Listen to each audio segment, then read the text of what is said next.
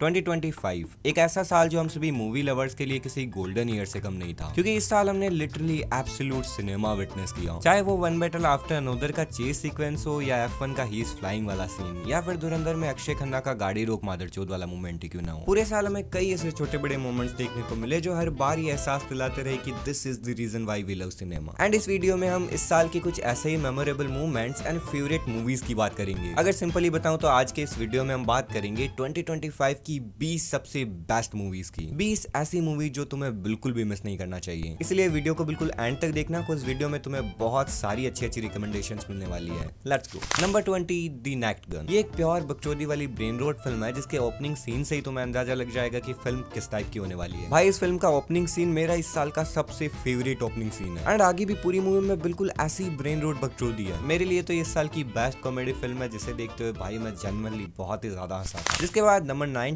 पर है स्टोलन। जून 2025 में अमेज़न प्राइम वीडियो पर रिलीज हुई एक सर्वाइवल थ्रिलर फिल्म है। फिल्म दो भाइयों की कहानी दिखाती है जो रेलवे स्टेशन पर एक औरत की मदद करते हैं, जिस औरत का बच्चा गुम गया होता है। बट कहानी कुछ ऐसा टर्न लेती है कि उनका ये मदद करना उन्हीं पर भारी पड़ जाता है। मूवी काफी ज्यादा रो एंड ग्राउंडेड है, जिस तरह से इसे शूट किया गया है फिल्म बहुत ही ज्यादा रियल लगती है। ऊपर से सारे एक्टर्स की नेचुरलिस्टिक परफॉर्मेंसेज इसे और भी ज्यादा रियल बना देती है। स्पेशली फिल्म में अभिषेक बनर्जी की एक्टिंग रेंज देखने लायक है। एंड एक चीज जो इस फिल्म को और भी ज्यादा टेरिफाइंग बनाती है वो है it was inspired by real incidents, जहां 2018 में आसाम में ये सब रियल में हुआ था। Number 18 the life of Chuck. This is a genre bending drama based on a novel by Stephen King, जिसमें हमें एक ordinary man named Charles Chuck की कहानी दिखाई जाती है। बट ये जो कहानी दिखाई गई है उसे दिखाने का तरीका काफी यूनिक है, because it is divided in 3 distinct chapters and told in reverse chronological order. जैसे सबसे पहले तीसरा एक्ट थैंक्स चक आता है, जहां में दिखाया जाता है कि चक की डेथ होने वाली है एंड उसके मरने पर ये पूरा प्लेनेट कोलैप्स हो जाएगा। फिर सेकंड एक्ट में मिडिल एज चक की कहानी दिखाई जाती है एंड लास्ट में उसका बचपन दिखाया जाता है। फिल्म लाइफ एंड डेथ जैसी कई सेंटिमेंटल साइड्स को एक्सप्लोर करती है, जहां मूवी में सबसे स्पेशल है इसके 2 डांस सीक्वेंसेस। एंड वो टॉम वाला तो भाई मेरा इस साल का सबसे फेवरेट डांस सीक्वेंस है। Number 17 sorry baby. ये critically acclaimed independent drama film है, जिसमें हमें एग्नेस नाम की एक कॉलेज प्रोफेसर की कहानी दिखाई जाती है, जो दुनिया से दूर बिल्कुल अकेली एक छोटे से घर में रहती है एंड वो अपनी विंडोज को कवर करके रखती है, को she is dealing with PTSD and is totally isolated herself. And in सब के पीछे का कारण है 3 साल पहले एग्नेस की लाइफ में हुआ एक ट्रॉमेटिक इवेंट, जिसने उसकी ये हालत कर दी। फिल्म काफी ज्यादा इमोशनल एंड ड्रामेटिक है, but what truly sets it apart from contemporary dramas is it's tonal balance. Like assault जैसे एक सीरियस सब्जेक्ट को सेंटर में रखते हुए भी फिल्म में काफी ज्यादा फनी मूवमेंट है। And rather than focusing on the assault and making it more dramatic to make you feel emotional, even visually तो वो सब हमें दिखाया भी नहीं जाता। The film focuses on the after life of a person's identity, कि किसी भी इंसान की लाइफ में ऐसा ट्रॉमेटिक इवेंट होने के बाद उसकी जिंदगी कैसी होती है। इसके बाद नंबर 16 पर है सुपरमैन। आई नो ये वाली सुपरमैन मूवी बहुत से लोगों को पसंद नहीं आई, स्पेशली स्नाइडर फैंस। बट चाहे तुम इसे मैन ऑफ स्टील से कितना भी कंपेयर कर लो, ये मेरे लिए इस साल की one of the most favourite movies में से एक है। एंड मेरे लिए जो चीज इस फिल्म को इतना ज्यादा स्पेशल बनाती है वो है इसकी फिलोसॉफी। लाइक फिल्म का कोर आइडिया ही ये है कि kindness is the new punk rock, जो कि आई थिंक इस टाइम के ऊपर बहुत ही ज्यादा जरूरी है। एंड ये फिल्म जिस तरह से सुपरमैन के कैरेक्टर को पोर्ट्रे करती है कि वो एक सिंबल ऑफ होप है एंड वो इतना पावरफुल बीइंग होने के बावजूद भी हमसे ज्यादा ह्यूमनिस्टिक लगता है। फिल्म दिखाती है कि he is literally the better version of us, जो कि हम भी बन सकते हैं। And this is exactly how I perceive the character of Superman. इसके बाद नंबर 15 पर जो मूवी है वो है सुपर बॉयज ऑफ मालेगांव। ये फिल्म इस साल की उन अंडररेटेड फिल्मों में से एक है जो सच में रिकॉग्निशन पॉपुलर होना डिजर्व करती थी। फिल्म की कहानी बहुत ही ज्यादा सिंपल है, जो एक गांव की कहानी बताती है जहां के लोग सिनेमा से बहुत ही ज्यादा ऑब्सेस्ड हैं। इसीलिए उसी गांव के कुछ दोस्त मिलकर अपने गांव के लिए अपनी खुद की फिल्म्स बनाने का डिसाइड करते हैं एंड वो बहुत से जुगाड़ लगाकर फाइनली अपनी फिल्म्स बनाते भी हैं, जिस बीच हमें थोड़ी कॉमेडी एंड काफी इमोशनल मोमेंट्स देखने को मिलते हैं। इस फिल्म को अगर मैं बिल्कुल सिंपल वर्ड्स में डिस्क्राइब करूं तो ऐसा मान लो कि ये सिनेमा लवर्स की ओर से सिनेमा के लिए एक लव लेटर है, जिसमें विनीत कुमार की परफॉर्मेंस लिटरली भाई देखने लायक है। नंबर 14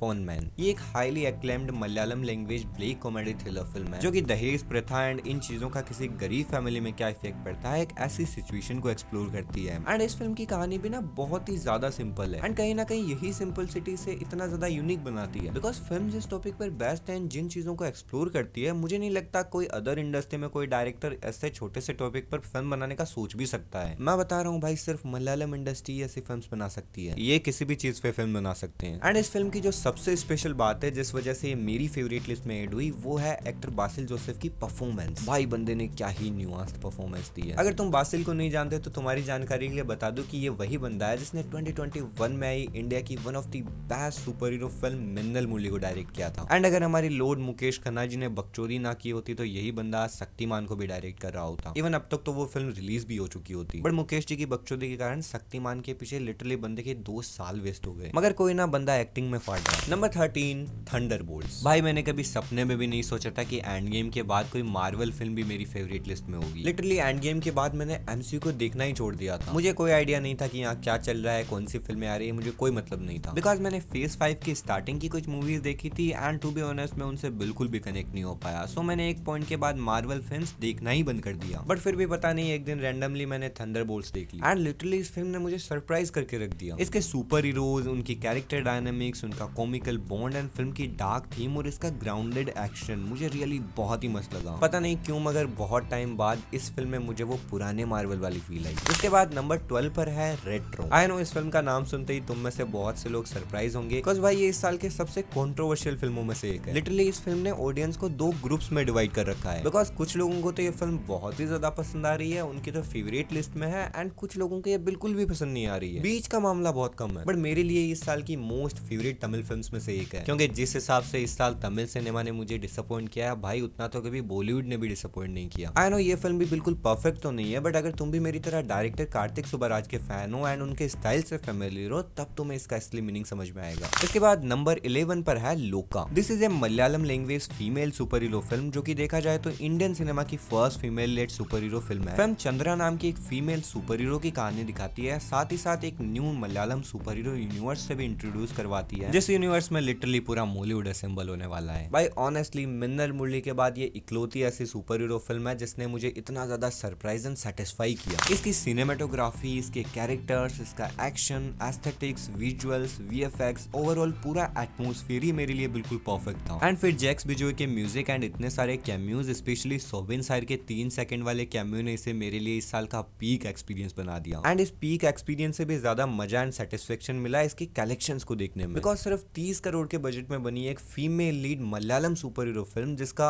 रिलीज से पहले लिटरली किसी को अता पता तक नहीं था, उससे फिल्म ने वर्ल्ड वाइड 300 करोड़ का कलेक्शन किया, जो कि मलयालम सिनेमा की अब तक की सबसे हाईएस्ट ग्रोसर एंड सबसे प्रॉफिटेबल फिल्म है। तुम्हें बताओ एक बॉलीवुड फैन के लिए इससे बड़ा मोमेंट क्या हो सकता है। लोका के बाद नंबर 10 पर है no other choice. This is a South Korean black comedy thriller film directed by the legendary director Park Chan Wook. अगर पार्क चैन वुक को नहीं जानते तो याद दिला दो कि ये वही बंदा है जिसने ओल्ड बॉय बनाई थी। But no other choice is a different kind of film. It's much like Parasite. The story follows Yoo Mansu played by famous Korean actor Lee Byung Hun, वही हमारी स्काइड गेम वाले frontman साहब। But in this film Yoo Mansu is a specialized paper industry expert who is abruptly laid off after 25 years of loyal service and after 13 months of unsuccessful job hunting and facing the collapse of his upper middle class lifestyle, man so reaches on a point of no other choice। अब वो आदमी ऐसे point पर आने के बाद क्या करता है वो तो तुम मूवी देखकर ही एक्सपीरियंस करना, बट उससे पहले मैं तुम्हें बताता हूँ कि आखिर इस फिल्म में स्पेशल क्या है। तो अगर तुम्हें पैरासाइट पसंद आई थी तो ये फिल्म भी ना काफी हद तक उससे मिलती जुलती है। लाइक उसकी तरह ही ये भी society, capitalism, modern job market जैसे मुद्दों पर सोशल कमेंट्री करती है, but with the help of humour. And दूसरी चीज, ये फिल्म ब्रूटल होने के बावजूद भी विजुअली बहुत ही ज्यादा ब्यूटीफुल है। एंड भाई इसके ट्रांजेक्शंस, मैं बता रहा हूँ, मैं सिर्फ इसके ट्रांजेक्शंस को देखने के लिए ये फिल्म 3-4 बार देखने वाला हूँ। जिसके बाद नंबर 9 पर है Frankenstein. This is a gothic drama written, produce and directed by Oscar winner Guillermo del Toro, mostly known for his films like the Shape of Water, Pan's Labyrinth and del Toro's Pinocchio. Film की कहानी में Baron Victor Frankenstein, played by Oscar Isaac, is an egoistical and ambitious scientist who is obsessed with conquering death, जिस पर वो कई experiment करता है and बहुत सारी ह्यूमन बॉडीज को मिलाकर फाइनली वो एक क्रिएचर को जन्म देता है। इसके बाद कहानी में क्या कॉन्फ्लिक्ट एंड कंक्लूजन निकलता है वो तो तुम्हें मूवी देखकर ही पता चलेगा, बट एक बात की मैं गारंटी लेता हूँ कि विजुअली ये इस साल की सबसे ज्यादा ब्यूटीफुल फिल्म है। Like production design, costume design, cinematography, lighting etcetera,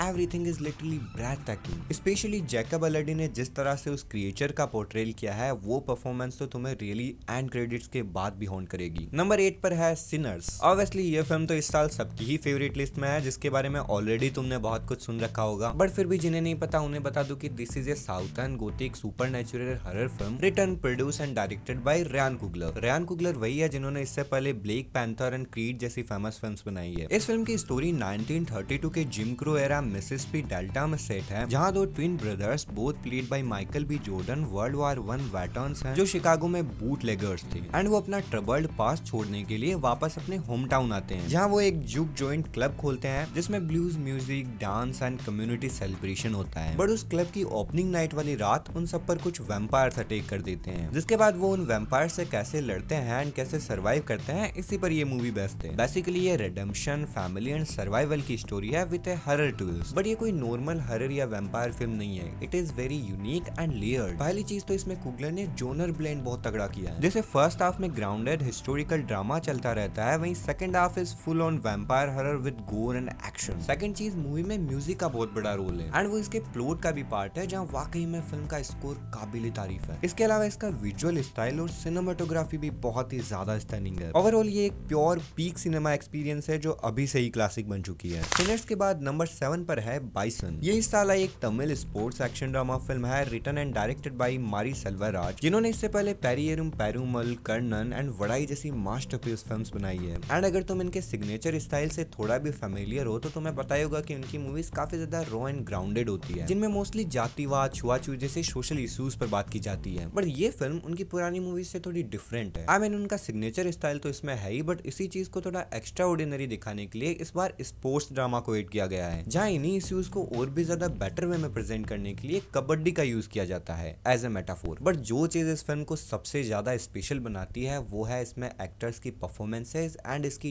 technical brilliance. भाई चियान विक्रम के बेटे ध्रुव विक्रम जो कि इस फिल्म के लीड रोल में है, उस बंदे ने क्या ही करियर डिफाइनिंग परफॉर्मेंस दी है। एंड दूसरी चीज, फिल्म टेक्निकली बहुत ही ज्यादा स्ट्रॉन्ग है। इसका म्यूजिक, सिनेमाटोग्राफी, एडिटिंग वगैरह मिलकर एक प्योर रो वाइब क्रिएट करते हैं। फिल्म में शायद से इंटरवल से पहले या बीच में एक बस वाला फाइट सीन आता है, उस सीन ने लिटरली मेरे रोंगटे खड़े कर दिए थे भाई, वो कुछ अलग ही लेवल का मोमेंट था। बाइसन के बाद नंबर 6 पर है सेंटिमेंटल वैल्यू। जैसा कि तुम इसके टाइटल से ही समझ गए होगे कि फिल्म कितनी ज्यादा सेंटी है। Jokes apart, this is a critically acclaimed Norman family drama film directed by Joachim Trier, जिन्हें तुम में से ज्यादातर लोग the worst person in the world movie के लिए जानते होंगे। बट ये फिल्म एक इंटीमेट फैमिली स्टोरी है जो art, memory and family trauma जैसी थीम्स को एक्सप्लोर करती है। बट ये कोई नॉर्मल फैमिली ड्रामा फिल्म नहीं है, it is very deep, subtle and masterful. And जो चीज इस मूवी को सबसे ज्यादा स्पेशल बनाती है वो है इसकी storytelling. Like family trauma and generational baggage जैसी सीरियस थीम्स को एक्सप्लोर करने के लिए ये film within a film वाले स्ट्रक्चर का यूज करती है, जो कि आई थिंक इस जॉनर में काफी बोल्ड एंड यूनिक टेक है। इवन फिल्म की पूरी कहानी एक फैमिली होम के अराउंड घूमती है, जिस घर को उस फैमिली की जनरेशनल मेमोरी के रूप में दिखाया गया है। इसके अलावा सारे एक्टर्स की परफॉर्मेंसेस बहुत ही ज्यादा स्ट्रॉन्ग एंड वल्नरेबल है, जिससे तुम वो सारे इमोशंस रियल में फील कर पाते हो। अगर तुमने मलयालम फिल्म कुंबलंगी नाइट्स देखी है तो ऐसा समझ लो कि ये नॉर्वे वालों की कुंबलंगी नाइट्स है।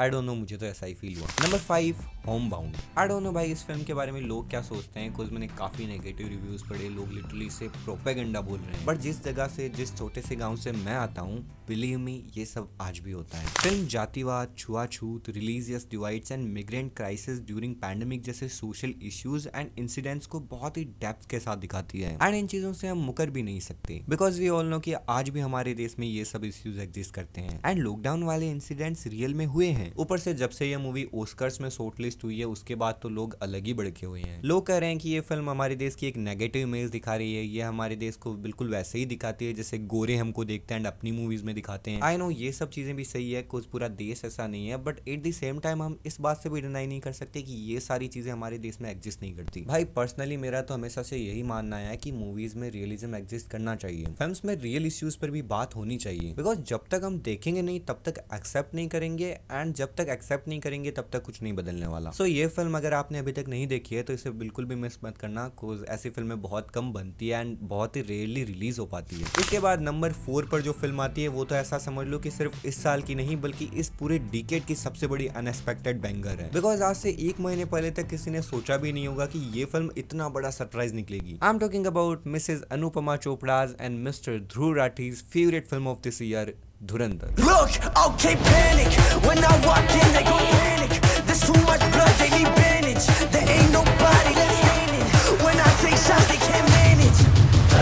धुरंधर मेरे लिए इस साल के उन एक्सपीरियंसेस में से एक है जिन्हें मैं चाह के भी वर्ड्स में डिफाइन नहीं कर सकता। मैं इस फिल्म को 5 दिसंबर की सुबह 5 बजे उठकर अराउंड 200 किलोमीटर का ट्रेवल करके फर्स्ट शो देखने गया था and that was truly a life time experience for me, जिसके बारे में अगर तुम्हें और भी ज्यादा डिटेल में जानना है तो तुम ये वाली वीडियो चेकआउट कर सकते हो, इधर या इधर आ रही होगी, बिकॉज यहाँ अगर मैं एक बार इस फिल्म को डिस्कस करना चालू हो गया तो वीडियो बहुत ज्यादा लंबी हो जाएगी। धुरंधर के बाद नंबर 3 पर जो फिल्म आती है उसका नाम है सोरे a wife from the future. ये एक beautiful romantic fantasy drama film है जिसमें एक काफी इमोशनल लव स्टोरी दिखाई गई है, जहाँ जोनाथन नाम का एक बंदा होता है जो पेशेंट से तो एक फोटोग्राफर है बट बंदे ने अपनी लाइफ को बिल्कुल खराब कर रखी है। बंदा लाइफ के बारे में थोड़ी भी केयर नहीं करता, मगर उसकी लाइफ तब टर्न होती है जब एक सुबह वो उठता है और उसे अपने बगल में एक औरत सोई हुई मिलती है। जिस महिला से पूछने पर वो बताती है कि मेरा नाम सोरे है, मैं तुम्हारी वाइफ हूँ एंड मैं फ्यूचर से आई हूँ। अब सोरे फ्यूचर से क्यों आई, उसे क्या काम था, वो क्या करेगी, इन सारे सवालों के जवाब तो तुम्हें मूवी देखकर ही पता चलेंगे। But one thing that I am sure about is this is one of the most insane levels of story telling you will witness. Literally इस फिल्म की स्टोरी टेलिंग प्योर मैजिक है। पूरी फिल्म तुम्हें 3 अलग अलग पर्सपेक्टिव से दिखाई जाती है, जो स्टार्टिंग में तो किसी एनिमे का प्लॉट लगेगी बट जैसे जैसे कैरेक्टर्स एंड स्टोरी एक्सप्लोर होती है it starts to feel different, even more interesting, जिसमें time travel plus time loop का भी कॉन्सेप्ट है। But rather than being an ordinary sci-fi film, ये movie love, life and human nature जैसे emotional themes पर ज्यादा फोकस करती है। एंड इस मूवी के विजुअल, सिनेमेटोग्राफी, म्यूजिक और एडिटिंग किसी पोएट्री से कम नहीं लगती। Literally the background score and the editing are the real soul of this film. And पूरी फिल्म के थ्रू एक बहुत ही इंपॉर्टेंट मैसेज भी दिया गया है जिसके बारे में आई थिंक टाइम रहते हैं मनुष्य को सोचने की बहुत ही ज्यादा जरूरत है। इसके बाद नंबर 2 पर है F1। अगेन ये भी इस साल की एक ऐसी फिल्म है जो लगभग सबकी फेवरेट लिस्ट में है, because literally F1 is the peak cinematic experience of 2025। And जिन लोगों को ये फिल्म थिएटर स्पेशली IMAX में विटनेस करने का सौभाग्य प्राप्त हुआ है, भाई असली 2025 तो उन्होंने जिया है, हम तो बस जिंदा थे। ऑनेस्टली इस फिल्म से पहले मुझे इस स्पोर्ट के बारे में कोई भी जानकारी नहीं थी, मैंने कभी इंटरेस्ट ही नहीं लिया, मगर जीरो नॉलेज के बावजूद भी मैं थ्रू आउट द फिल्म उन उड़ती हुई कारों को यूं देख रहा था भाई, यूं आके फाड़ के। एंड वो ही फ्लाइंग वाला सीन तो ऑलमोस्ट इस साल सबका ही फेवरेट सीन है। एंड इस फिल्म में ब्रैड पिट का तो भाई कहना ही क्या, पूरी फिल्म में भाई बंदे ने क्या ओरा फार्मिंग की है। जेन्युइनली बता रहा हूँ, अगर आदमी अपने 60s में इतना कूल लग सकता है फिर तो भगवान जी चाहे मुझे आप आज ही बूढ़ा कर दे, मुझे कोई गम नहीं होगा। एंड F1 के बाद फाइनली आते हैं इस साल की सबसे बेस्ट फिल्म जो कि 2025 की मेरी सबसे फेवरेट फिल्म है। एंड मुझे नहीं लगता कि 2025 में इस मूवी के अलावा कोई दूसरी मूवी ये स्पोर्ट डिजर्व करती है। आई am talking about one battle after another. One battle after another is a massive critically acclaimed black comedy action thriller film written, directed and co-produced by Paul Thomas Anderson। इस film का जब first trailer drop हुआ था मैं तभी से इसके लिए बहुत ही ज्यादा एक्साइटेड था, obviously because of the Leonardo DiCaprio. And as usual इस फिल्म में भी बंदे ने लिटरली एक करियर डिफाइनिंग परफॉर्मेंस दी है। भाई पूरी फिल्म में बंदा फुल नशे में है, कभी गाड़ी से कूद रहा है, कभी छत से गिर रहा है, मतलब same the wolf of Wall Street जैसी क्रेजी परफॉर्मेंस। बट लियो से भी ज्यादा मूवी में मेरे लिए जो सरप्राइजिंग परफॉर्मेंस थी वो थी एक्टर सीन पेन की परफॉर्मेंस। भाई really he was damn good man। I don't know how the fuck he was so intense and weirdly funny at the same time। मतलब उस बंदे का तो चलने का तरीका ही अलग लेवल का था। इसके अलावा भी there was so many surprising moments in this film। Like literally मैं इस मूवी की हर एक फ्रेम के ऊपर घंटों तक बात कर सकता हूँ। फिल्म के क्लाइमेक्स में एक कार चेस सीक्वेंस है, भाई वो तो अभी से मेरे लिए आइकॉनिक बन चुका है। वैसे तो पूरी मूवी आइकॉनिक बन चुकी है, but when I watched that scene I felt like I was in a roller coaster ride। I didn't think there was an original way left to show a